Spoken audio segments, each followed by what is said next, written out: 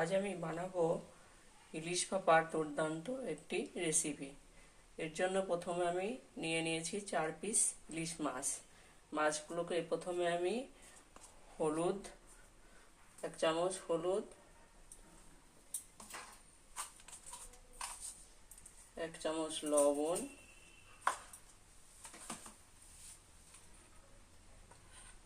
আর একটু সর্ষের তেল দিয়ে খুব ভালো করে মাখিয়ে নেব।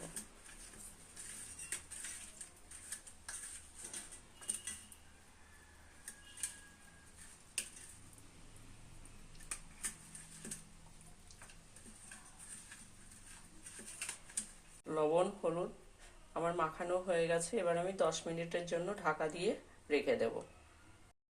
এবার আমি একটা পেস্ট বানিয়ে নেব। আধ ঘন্টার আগে ভিজিয়ে রাখা 1 চামচ সাদা সর্ষে আর কালো সর্ষে প্রথমে আমি দিয়ে দেব। এবার দিয়ে দেব কয়েকটা কাঁচা লঙ্কা। এবার কিছুটা জল দিয়ে একটা মিহি পেস্ট বানিয়ে নেব।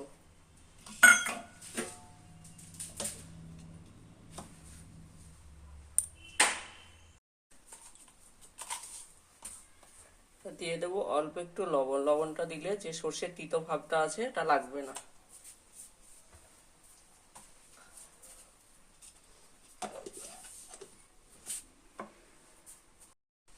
এবার পেস্টটাকে একটা ছ্যাঁকনার সাহায্যে খুব ভালো করে ছেঁকে নেব।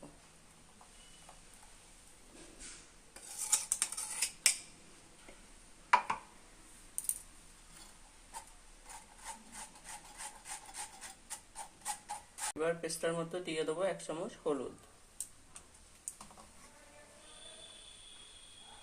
আর 1 চামচ সর্ষের তেল।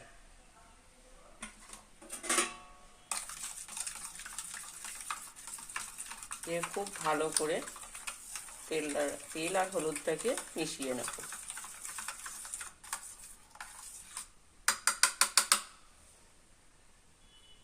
আর এদিকে আমি কড়াইটা গরম হতে দিয়েছি।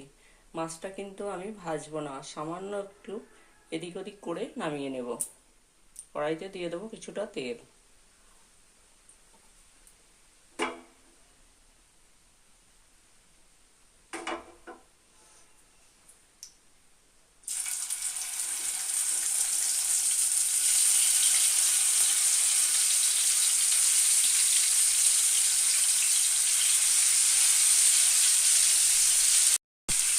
মাছটা কিন্তু আমি ভাজিনি, একটু এপিট ওপিট করে নামিয়ে নেব। মাত্র 1 মিনিট মতো আমি ভাজা করে নিয়েছি।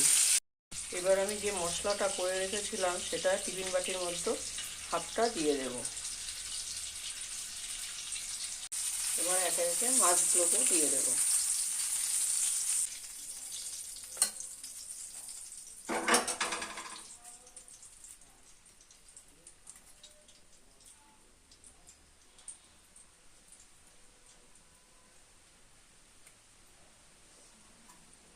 এবার বাকি মশলাটাও দিয়ে দেব। দিয়ে দেব 3টে কাঁচা লঙ্কা।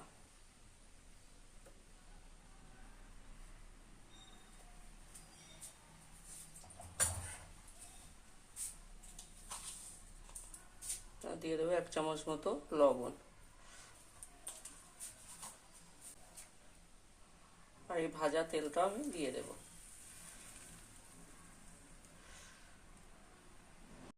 এবার আমি খুব ভালো করে টিফিনের মুখটা আটকে দেব যাতে জল না ঢুকে যায়। জলটা আমার ফুটতে শুরু করেছে। এবার আমি টিফিন বাটিটা জলের মধ্যে বসিয়ে দেব।